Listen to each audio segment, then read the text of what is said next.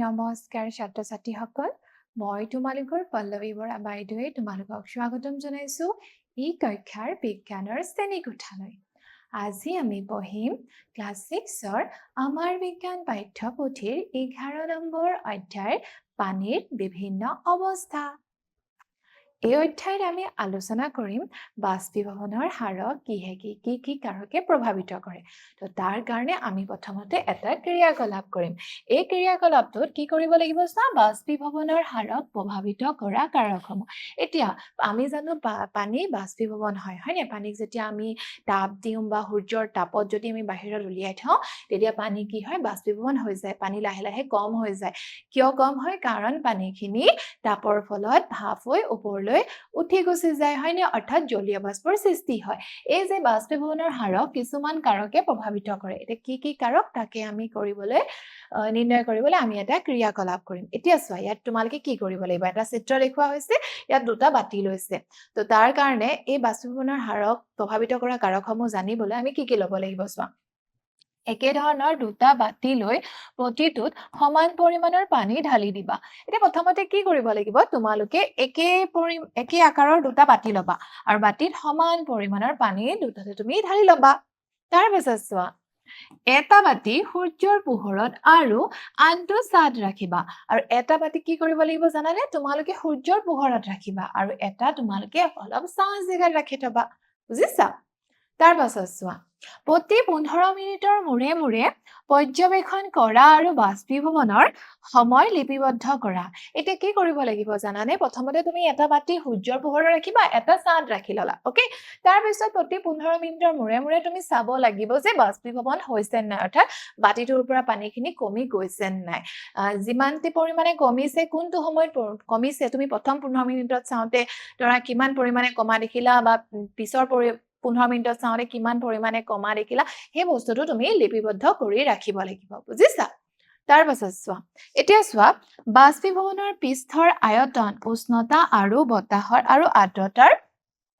ওপৰত নিৰ্ভৰ কৰে এতিয়া চোৱাচোন তুমি যেতিয়া এই ক্ৰিয়াকলাপটো কৰিবা এই ক্ৰিয়াকলাপটো কৰাৰ পিছত তুমি দেখিবা যিটো বাতি তুমি ৰ'দৰ পোহৰত ৰাখিছিলা সেই বাতিটো অতি সোনকালে বাষ্পীভৱন হ'ব অৰ্থাৎ এই পানীখিনি বাতিটোত থকা পানীখিনি লাহে লাহে কমি যাব কিন্তু যিটো তুমি ছাঁ জেগাত থৈছিলা তাত বাষ্পীভৱনৰ পৰিমাণটো লাহে লাহে হ'ব বুজি পাইছা তাৰ মানে কি জানানে বাষ্পীভৱনৰ হাৰ কিহৰ ওপৰত নিৰ্ভৰ কৰে পৃষ্ঠৰ আয়তন অৰ্থাৎ তুমি কেনেকুৱা ধৰণৰ বাতিত ৰাখিছা প্ৰথমতে আগৰ ক্ৰিয়াকলাপত কৰোতে এটা আমি সৰু বটলৰ হাফৰত ৰাখিছিলো আৰু এখন প্লেটত আমি পানী ৰাখিছিলো হয়নে আমি দেখিছিলো সমান পৰিমাণৰ পানী কিন্তু প্লেটত থকাখিনি সোনকালে বাষ্পীভৱন হৈছে বটলৰ হাফৰত থকাখিনি বাষ্পীভৱন হওঁতে কিছু পৰিমাণে সময় আমাক বেছি লাগিছিল হয়নে গতিকে বাষ্পীভৱনক প্ৰভাৱিত কৰা এটা কাৰণ আমি পালো পৃষ্ঠৰ আয়তন কিন্তু এই ক্ৰিয়াকলাপটোত কৰোতে আমি দুটা সমান পৰিমাণৰ বাতি লৈছিলো হয়নে তাৰ পিছত উষ্ণতা এতিয়া এটা বাতি আমি ৰ'দত থলো এটা ছাঁত থলো এতিয়া ৰ'দত থকা বাতিটোৰ উষ্ণতা বেছি পালে হয় নহয় কিন্তু ছাঁত থকা বাতিটোৱে কম পৰিমাণৰ উষ্ণতা পালে গতিকে উষ্ণতাও বাষ্পীভৱনৰ হাৰটো ক্ষীপ্ৰ হোৱাত অৰিহণা যোগায় বুজিছা আৰু চোৱা তেনেদৰে বতাহ আৰু আৰ্দ্ৰতাৰ এতিয়া বতৰ যদি ডাৱৰীয়া হৈ থাকে তোমালোকে যদি কাপোৰ ধোৱা আৰু ডাৱৰীয়া বতৰত বাহিৰত কাপোৰ মেলিলে শুকাই জানো সোনকালে নুশুকায় হয়নে কাৰণ বতৰৰ কি হয় জলীয় বাষ্প হৈ থাকিব হয়নে সেইটো কাৰণে বায়ুমণ্ডল যদি জলীয় বাষ্পৰে ভৰি থাকে তেতিয়া তোমাৰ তিতা কাপোৰবোৰ শুকাওঁতে বেছি সময় লাগিব হয় নহয় কিন্তু সেই তিতা কাপোৰকেইটা যদি তুমি এখন ফেনৰ ওচৰত মেলা বা ফেনৰ তলত যদি মেলি দিয়া বা বতাহৰ দিনত যদি বাহিৰত মেলি থোৱা তেতিয়া তোমাৰ কি হ'ব জানানে কাপোৰবোৰ সোনকালে শুকাব কিয় জানানে কাৰণ ফেনৰ বতাহে সেই তিতা কাপোৰৰ পানীৰ কণিকাবোৰ উৰুৱাই নিয়াত সহায় কৰে আৰু সেইবোৰ সোনকালে বাষ্পীভৱন হয় আৰু বাষ্পীভৱন হোৱাৰ ফলত এই তিতা কাপোৰখিনি শুকাই যায় বুজিছা গতিকে বাষ্পীভৱন কিহৰ ওপৰত নিৰ্ভৰ কৰিব পৃষ্ঠৰ আয়তন উষ্ণতা বতাহ আৰু আৰ্দ্ৰতাৰ ওপৰত নিৰ্ভৰ কৰিব বুজিছা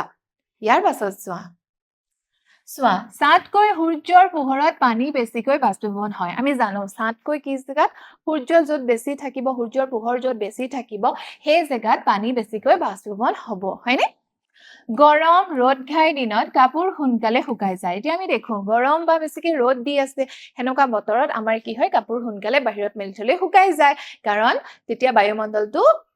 উষ্ণতা অলপ বেছি থাকিব হয়নে আৰু তিতা কাপোৰত থকা পানীৰ কণিকাবোৰ সোনকালে বাষ্পীভৱন হ'ব বতাহৰ দিনত কাপোৰ শুকান হোৱাটো ক্ষিপ্ৰ হয় আৰু বতাহ যেতিয়া দি থাকিব তেতিয়া বাহিৰত ৰ'দ নিদিলেও কাপোৰ মেলি থলে কি হয় সোনকালে শুকাই যায় কাৰণ চলন্ত বায়ুৱে বাষ্পীভৱন বৃদ্ধি কৰে আৰু আমি এতিয়া গম পালো যে চলন্ত বায়ুৱে বাষ্পীভৱনৰ হাৰটো বেছি পৰিমাণে বৃদ্ধি কৰি থয় সেইকাৰণে বতাহৰ দিনত কাপোৰ মেলিলে বা ফেনৰ তলত কাপোৰ মেলি থলে তেতিয়া কাপোৰ সোনকালে শুকাই যায় উচ্চ আৰ্দ্ৰতাই বাষ্পীভৱন লেহেমীয়া কৰে আৰু যেতিয়া বায়ুমণ্ডলটো সেমেকা হৈ থাকিব ধৰা বৰষুণৰ বতৰত বায়ুমণ্ডল সেমেকি থাকিব হয়নে এনেকুৱা বতৰত কি জানানে বাষ্পীভৱনৰ হাৰটো কি হয় লেহেমীয়া হৈ যায় লাহে লাহে শুকায় বৰষুণৰ দিনত বস্ত্ৰ অধিক আৰ্দ্ৰতাৰ বাবে লাহে লাহে শুকাই যায় এতিয়া বৰষুণৰ দিনত বায়ুমণ্ডলৰ বেছি আৰ্দ্ৰতাৰে ভৰি থাকে আৰু সেই কাৰণে বৰষুণৰ দিনত বাহিৰত কাপোৰ মেলি থলে আমাৰ লাহে লাহে শুকায় বুজিছা ইয়াৰ পাছত চোৱা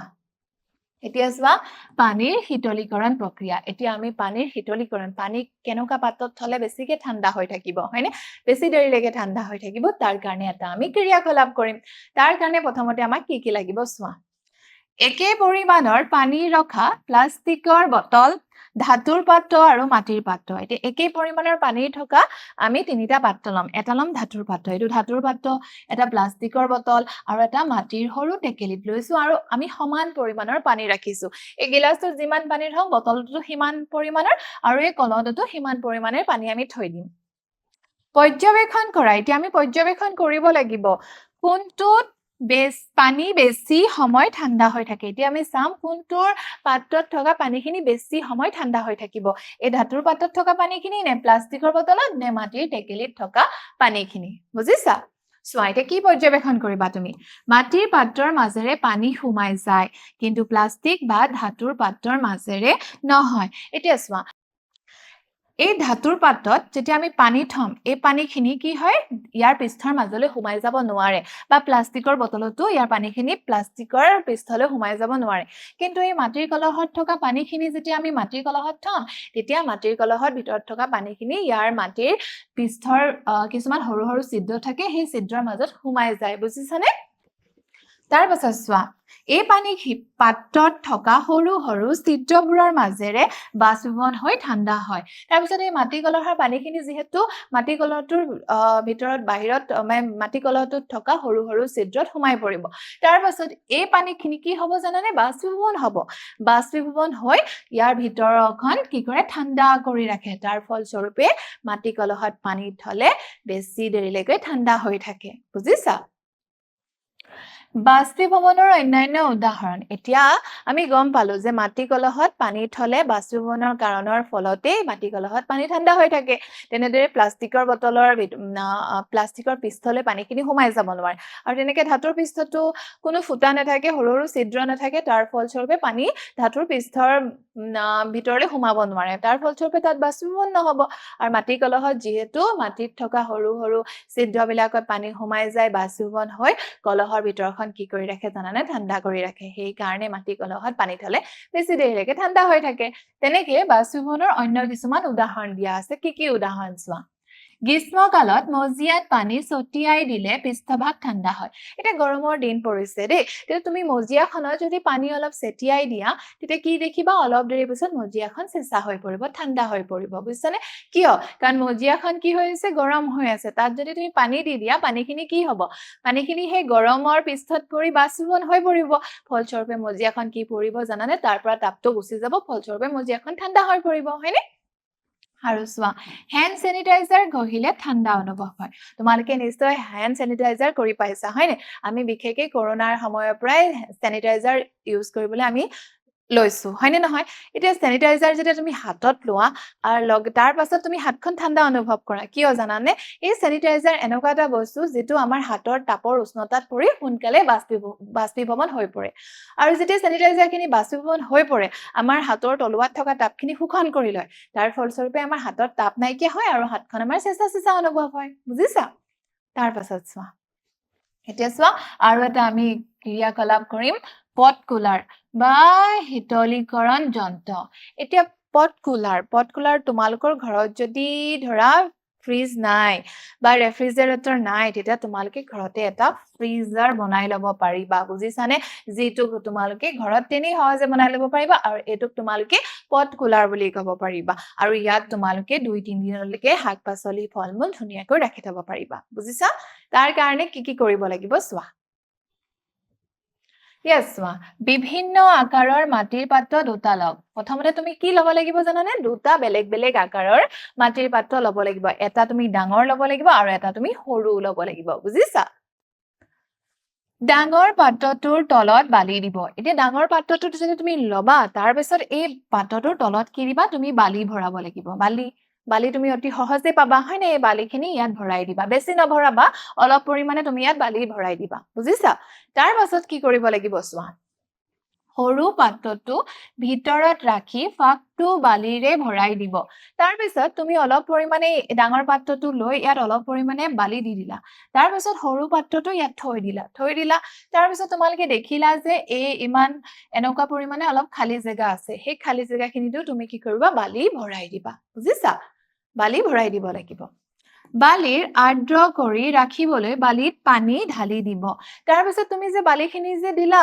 এই বালিখিনি দিয়াৰ পিছত বালিখিনি তুমি চেঁচা কৰি ৰাখিবৰ কাৰণে কি কৰিবা পানী ইয়াত ঢালি দিবা বুজিছা এইটো কাম তুমি কৰিব লাগিব তেতিয়াহে ই তোমাৰ পটকুলাৰটো সম্পূৰ্ণ হৈ উঠিব বুজিছা সৰু পাত্ৰটো ঢাকনিৰে বা তিতা মৰা পাতৰ কাপোৰেৰে ঢাকি দিব তাৰ পিছত তুমি কি কৰিবা জানানে এই যে সৰু পাত্ৰটো যিটো ভিতৰত ৰাখিছা তাক কি কৰিবা এখন তিতা কাপোৰ বা মৰা পাতৰ কাপোৰেৰে এখন ঢাকনি বনাই তুমি তাত ভালদৰে ঢাকি ৰাখিব লাগিব বুজিছা 4-5 ঘণ্টাৰ পিছত পৰ্যবেক্ষণ কৰি ভিতৰৰ পাত্ৰটো ঠাণ্ডা হৈ থাকে নেকি চাব তাৰ পিছত তুমি 4-5 ঘণ্টা সময় ৰব লাগিব আৰু সেই সময়ৰ পিছত তুমি তাৰ ভিতৰ হাপৰখন খুলি ভিতৰখন চাব লাগিব যে চেঁচা হৈ আছে নে নাই ফল-মূল শাক-পাচলিৰ ভিতৰত ৰাখিব আৰু 1-2 দিনৰ পিছত সতেজতা পৰীক্ষা কৰা এতিয়া যেতিয়া তুমি দেখিলা যে 4-5 ঘণ্টাৰ পিছতো তোমাৰ সেই পটটোৰ ভিতৰখন ঠাণ্ডা হৈ আছে তাৰ মানে তোমাৰ কি হ'ল পটকুলা ৰেডি হৈ গ'ল এতিয়া তুমি ফল-মূল বা শাক-পাচলি ঘৰত যিবোৰ আছিলে বা বজাৰৰ পৰা যিবোৰ তোমালোকে আনি থৈছিলা সেইবোৰ কি কৰিবা তাৰ ভিতৰত ভৰাই ধুনীয়াকৈ হাপৰখন বন্ধ কৰি থৈ দিবা আৰু 1-2 দিনৰ পিছত পুনৰ তুমি সবজিখিনি উলিয়াই চাবাচোন সতেজতা হৈ আছে নে নাই বুজিছা আৰু লগতে এটা কাম কৰিব লাগিব কি কৰিব লাগিব চোৱা নিয়মিতভাৱে পানী ভৰাই লওক এতিয়া তুমি বালিখিনি কি কৰিব লাগিব বালিখিনি যেহেতু দি থৈছা হয়নে এই বালিখিনিক তুমি চেঁচা কৰি ৰাখিবলৈ সদায় তুমি পানী দি থাকিব লাগিব তেতিয়াহে বালিখিনি চেঁচা হৈ থাকিব আৰু তোমাৰ পট কুলাৰটোৱে কাম কৰি থাকিব এনেকৈও তোমালোকে ঘৰত এটা পট কুলাৰ বনাই ল'ব পাৰিবা এই পট কুলাৰটোৰ ভিতৰত যে বস্তুখিনি চেঁচা হৈ আছে কিয় চেঁচা হৈ আছে জানানে কাৰণ পট কুলাৰটোত তুমি বাহিৰত বালি ৰাখিলা সেই বালিখিনি কি ৰাখিলা পানীত দিলা হয়নে এতিয়া পট কুলাৰটোত যিটো মাটিৰ পাত্ৰৰে বনোৱা হয় তাৰ ভিতৰত পানী সোমাই যাব আৰু সেই পানীখিনি বাহিৰলৈ ওলাই আহি কি হ'ব জানানে বাষ্পীভৱন হোৱাৰ ফলত সেই ভিতৰৰ পট কুলাৰৰ ভিতৰৰ ডোখৰ ঠাণ্ডা কৰি ৰাখিব বুজিছা আৰু সেই কাৰণে পট কুলাৰত আমি 1-2 দিনলৈকে সবজি বা শাক-পাচলি বা ফল-মূল আমি ধুনীয়াকৈ ৰাখিব পাৰো বুজিছা ইমানখিনিলৈকে চাগে তোমালোকে বুজি পাইছা আহা এতিয়া আমি কিছুমান প্ৰশ্ন উত্তৰ আলোচনা কৰো আমাৰ প্ৰথম প্ৰশ্ন পানীৰ পাত্ৰৰ আয়তন আৰ্দ্ৰতা উষ্ণতা আদিৰ ওপৰত বাষ্পীভৱনৰ হাৰ নিৰ্ভৰ কৰে এতিয়া বাষ্পীভৱনৰ হাৰ কিহৰ ওপৰত নিৰ্ভৰ কৰে পাত্ৰৰ আয়তন আৰ্দ্ৰতা উষ্ণতা আৰু কি আছিলে বতাহ আছিলে তো তোমালোকে ইয়াত বতাহ বুলি লিখিব লাগিব